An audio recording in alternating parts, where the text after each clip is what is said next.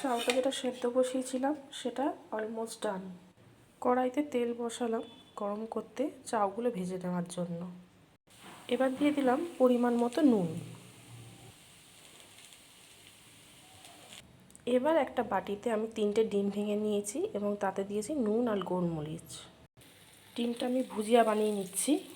এবার দেখুন আমি কিছু সবজি কেটে রেখেছি, যেমন পেঁয়াজ, ক্যাপসিকাম আর গাজর।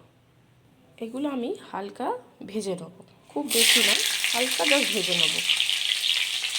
এবার বাটিতে আমি খানিক কর্নফ্লাওয়ার নিয়েছি এবং সেটা ঠান্ডা জলে একটু গুলে নেব। খানিক রসুন নিয়ে গ্রেট করে আমি ভাজতে দিয়েছি। এবার জল দিয়ে দেবো। এই মুহূর্তে নুনটা একটু চেক করে নেবেন। এর সাথে মিশিয়ে দেবো আরও একটু গোলমরিচের গুঁড়ো। বাটিতে যে কর্নফ্লাওয়ারটা গুলে রেখেছিলাম সেটা আবার ঢেলে দেবো। গ্রেভিটা ফুটে এলে এবার একে একে আমি ভাজা সবজিগুলো আর চাউমিনটা মিশিয়ে দেবো।